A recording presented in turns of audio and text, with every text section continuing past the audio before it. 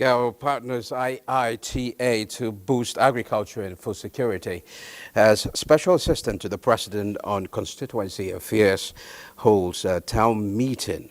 They said more on Panorama. My name is Musa Abubakar. You're welcome.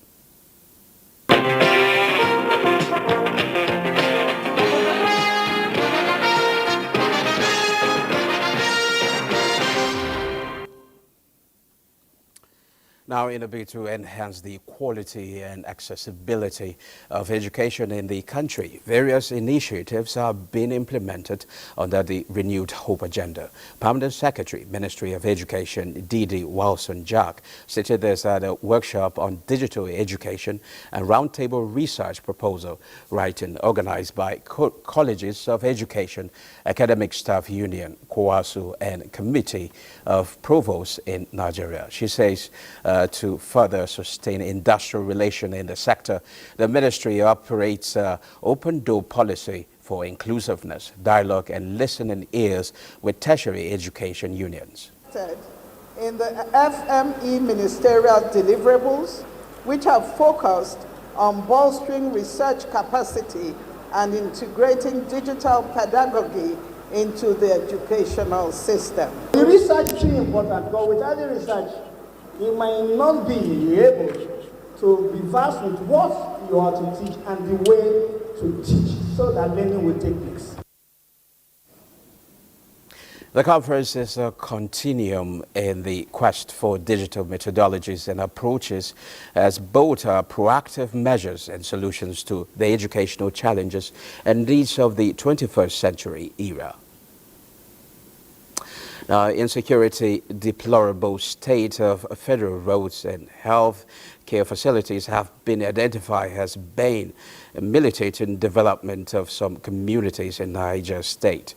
These were the issues that top discussion at a town hall meeting organized by the personal assistant to the President on Constituency Affairs, Karim Khadijat Omotayo in Minna, Niger State capital. Hussaina Musa has details. Town hall meeting is part of the President Bola Ahmed Tinubu's administration's continuous engagement with the people at the grassroots, with a view to finding better approaches to addressing their challenges based on the peculiarities. In Minna, the Niger State capital, the town hall meeting, which was attended by traditional and religious leaders, civil society organizations, representatives of student unions, was a platform for the citizens to highlight issues hindering development in their various communities. If we are clear with issue of insecurity in Niger State, then whatever you are going to give us can follow. What we have started doing today, I will urge you to continue because this is exactly what the people want. The convener and the personal assistant to the President on Constituency Affairs, Karim Khadijat Omotayo, said the present administration continues to interact with the electorates. Be rest assured that all your comments, feedback and suggestions about the government at the federal level, decisions that you put forward will be appreciated and related to the President for positive action. The state government is already doing a lot in the direction through our new Niger agenda, which is all about engaging the people. Stakeholders are of the opinion that the meeting should be extended to local government areas to ensure popular participation. In Minna, Hussaina Musa, NTA News. Now, 150 dependents of NAF fallen heroes are set to get a new vocation at the Nigerian Air Force Officers' Wives Association Skills Acquisition Center. In addition to marking the Diamond Jubilee of the Nigerian Air Force, the initiative is aimed at promoting socio-economic growth by reducing poverty and social inequality. Defense correspondent Najatu Tijani reports. Honor through support. Self-reliance through empowerment. As dependents of NAF fallen heroes, the message is clear. There is no time for self-pity. Their breadwinners paid the ultimate sacrifice. Now, it is time for them to pull themselves by their bootstraps and in turn help others. This is where NAFOA comes in. the NAFOA Skill Acquisition Program in commemoration with Nigerian Air Force at 60. NAFOA unlocks the opportunity for individuals seeking to enhance their skills and learn new vocations. With the skills they are about to learn, spanning across technology, catering, fashion design and more, much is in turn expected of the 150 beneficiaries. Well, during the program, I expect them to be diligent, and after the program, I expect them to practice head-on what they've learned, because these are skills that would be used immediately. As the 150 march forward to make a difference, it is a reminder that the military does not just mourn the fallen, it empowers the living by igniting a fire of self-reliance in those they left behind. Naja'atu Tijani, NTA News.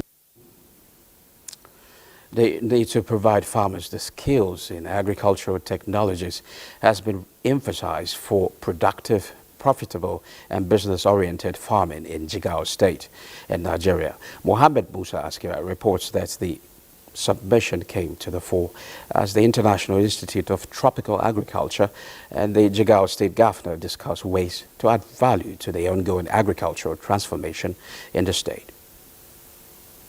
The International Institute of Tropical Agriculture, IITA, is a research-based international organization with an interest in modernizing agriculture and its value chain for optimal results. This organization is seeking partnership with Nigeria's agricultural hub, the Jigawa State, to address challenges hindering the development of the sector and preventing youth from participating in profitable activities within the sector. Governor Umar Namadi commends the organization for bringing a new approach to the state's agricultural revolution, but hopes the organization can walk the talk and make it a reality. We have set the precedence for young people to be involved in agriculture? Have we set the industry in a way that gives them promising career path? And have we looked at the industry from a sector development perspective that would give them a 30 years, 15 years, 5 years secure future? Agriculture is the highest employer of labor. So the more we develop the value chain of agriculture, the more we are able to convince our youth to accept agriculture as a business, then we are making a very good headway. And like you said, one, so many multiple advantages will come. One, we will reduce unemployment drastically. We will improve the economy, because the more we produce, the more we are able to reduce our import bill.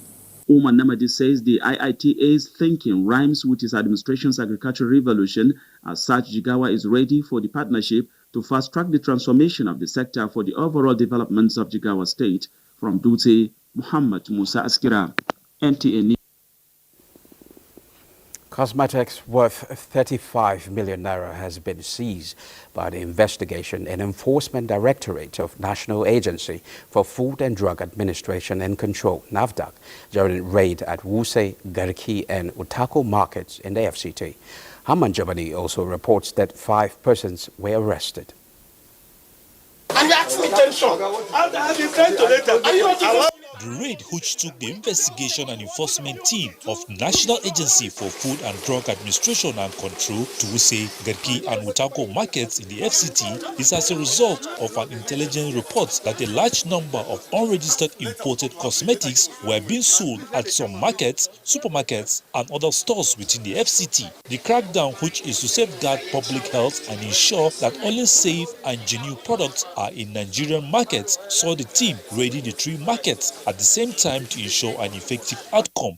We confiscated some products, unregistered cosmetic products. Some of them were illegally imported into the country. And we evacuated this product in all the places that we have found those products. We have also effected arrest of 5 persons, and we're expecting to also arrest more people in a follow-up investigation to these, after which the management of the agency will take its regulatory action, which probably may be prosecution of those suspects for the crime committed. With the seized products valued at 35 million naira, the agency say the raid will reduce the selling of a wide range of unregistered cosmetics in the capital city, while urging the public to continue to collaborate with NAFDAC in actualizing its mandate. The agency used the exercise to advise Nigerians to desist from patronizing unregistered cosmetics and dangerous chemicals. Hamad Jabani, NTA News. Now, Ezekiel market in about the commercial city of Abia State recently sealed off by NAFDAC on discovery of large number of cartels dealing on fake products. It's now positioned to operate along a global best practice. This is because the National Agency for Food and Drug Administration and Control, NAFDAC, has signed an agreement with the market union executives to follow its regulations. Grace Nana reports.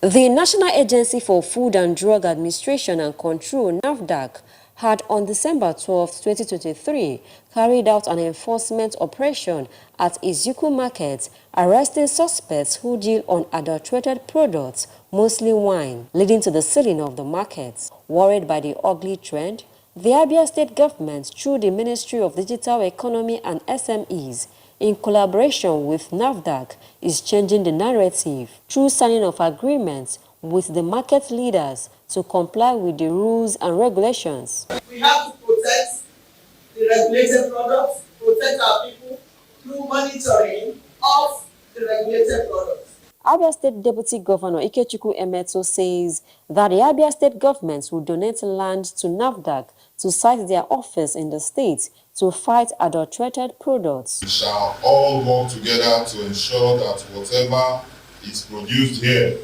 is safe for consumption anywhere in the world. A suitable location for the proposed NAFDAC office in the state has been secured within the Osisioma metropolis. 150 persons got their businesses registered from Corporate Affairs Commission, courtesy of the Abia State government. In Aba, Grace Nana, NTA News. It's now time to pause for some messages. Panorama continues after the break.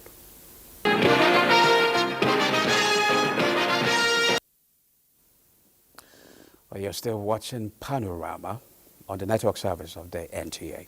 With the presidential initiative on compressed natural gas expected to create over 25,000 technicians in the CNG conversion value chain, key players in the industry are emphatic on regulating the industry to ensure safety.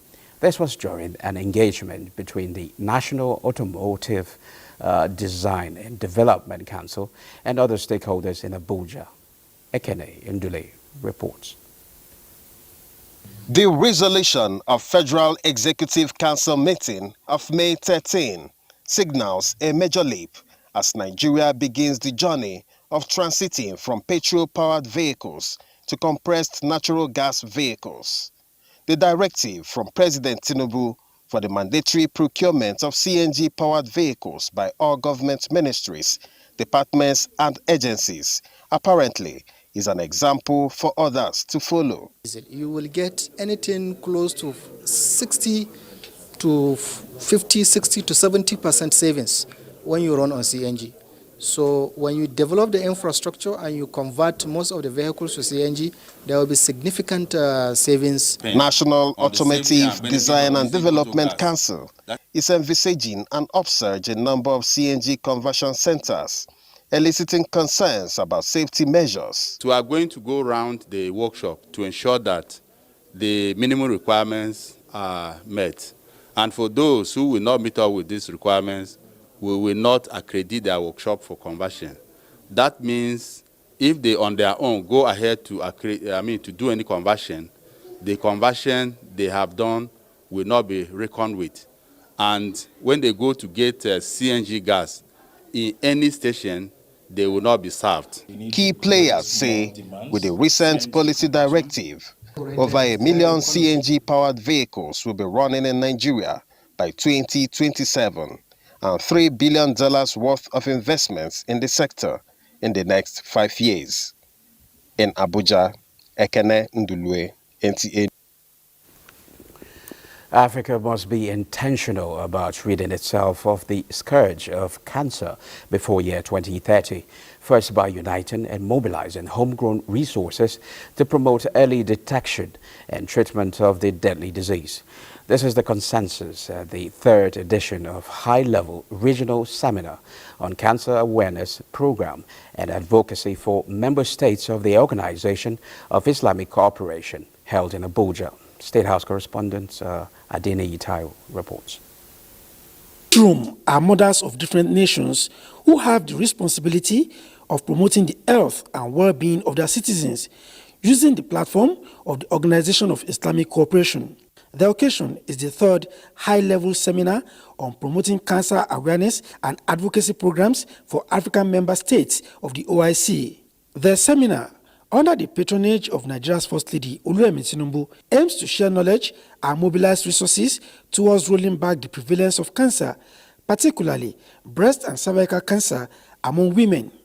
Nigeria's First Lady says reversing grim statistics of cancer prevalence in the country in the last 5 years is a major priority, starting with mobilizing resources to promote early detection. My office will continue to partner with all stakeholders to address the challenges of late presentation of cancer cases to health facilities across the country. We will leverage on the existing health infrastructure and other stakeholders, including local and international non-governmental organizations, to reverse the trend of cancer incidence in Nigeria. The House will work with the First Lady to enact a National Cancer Act to reduce cancer mortality. African countries must have equal access to the same opportunities as the rest of the world in the fight against cancer, including diagnosis, follow-up, and treatment. We need to now take action. Action by Africans, action by ourselves, where we will deal with our problems. Let us unite in the mission to raise general healthcare awareness. Together we can do it. To affirm their resolution, the First Ladies signed a declaration on cancer control. In Abuja, Adeni Itayo, NTA News.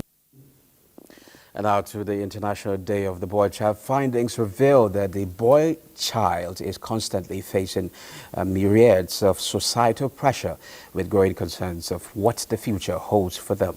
Another May 16th is here, and the global community is observing the International Day of the Boy Child with the theme dedicated for the world to focus on boys and their well-being. Umo Basi Edet has the report.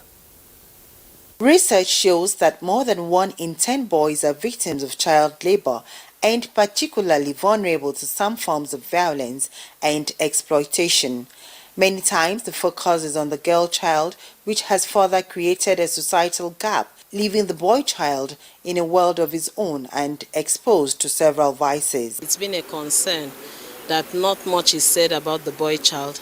Our intention is to start conversations around the boy child, his potentials, his desires, and get them to read. About 90% of the problems of the girl child has to do with the boy child. And so if the boy child is not well trained, if he's not educated, if he's not informed, then the problems will continue. As the International Day of the Boy Child seeks to achieve true gender equality in the world, it has also become imperative to recognize boys' basic human rights, including access to education, healthcare, and protection from violence and exploitation. In Uyo, Umo Basadate, NTA News. Going Global Africa 2024 is a knowledge festival, and the Nigerian government, in partnership with the British Council, are harvesting the opportunities therein to improve the tertiary education in Nigeria. This forms the thrust of media parley by the British Council in Nigeria. The opportunity will prioritize the development and growth of sustainable and relevant tertiary institutions and systems with the capability to effectively addressing the Africa's most needs. It will also foster cross-section engagement and learning about regional and global challenges in tertiary education by strengthening institutional and individual capacity. So many advantages of the nature Chris laid out in terms of improved and expanded higher education provision here in Nigeria. As we go on, all the necessary preparation that we need to do will be done according to specification so that everybody will be on the same page and will achieve the best out of it. The new guidelines on transnational education, and under these guidelines, foreign investors are now at liberty to leverage on the 6 competitive models to come and establish branch campuses, teaching institutions. They can undertake joint degrees, split site arrangements. There's an opportunity for Nigeria to showcase its leadership in terms of what it's been able to achieve, what it's been able to develop as a leader within the education sector in the region. The theme of the conference is building sustainable and relevant tertiary education institutions and system in Africa. Now, ahead of the Edo and Ondo governorship elections, INEC Chairman Professor Mahmoud Yakubu has advised security agencies to check the use of the power of incumbency to deny opposition parties access to public facilities, television and radio stations, which sometimes result in breakdown of law and order. He gave the advice at the interagency consultative meeting on election security held in Abuja. Gidi reports. The Edo and Ondo governorship elections have entered second half. The players can sometimes be desperate. Desperation that can compromise security. So, security agencies need to brace up and be on their alert. I urge you to keep your eyes on the electioneering process with a view to preventing violent attacks or negative mobilization. Referee that has mastered the antics of the players, the INEC boss narrowed his findings to serve as a clue for the security officers. The use of the power of incumbency to deny opposition parties and candidates access to public facilities such as radio and television stations, public buildings for their campaigns and rallies, or even outdoor advertising through the imposition of excessive fees and levies often result in the breach of the peace. We should be a bit more careful in our deployments in terms of the numbers so that we will not overburden the system. This meeting with security agencies rounds off the second quarterly consultative engagement by INEC with our stakeholders. Mie Ogide, NTA News. And out to sports, let's join Olumide Eguntola for stories making headlines in the sporting world. Nigeria's Flamingos will on Saturday attempt to qualify for the last round of the FIFA Under-17 World Cup when the team takes on their counterparts from Burkina Faso in the second leg tie of the third round of the World Cup qualifiers at the MKO Abiola National Stadium, Abuja. The first leg ended 1-goal apiece in Bamako, making it a must-win for the Bankole Olowo-Okere tutor side to return to the World Cup. In badminton, the draw of Miriam Eniola and Jeremiah Chigozie have qualified for the 2024 Paralympic Games, scheduled to commence on the 28th of August. Badminton World Federation confirmed that multiple African champion Miriam Eniola will represent Nigeria in the women's singles standing lower 3, while Jeremiah will fly Nigeria's flag in the men's singles standing lower 4.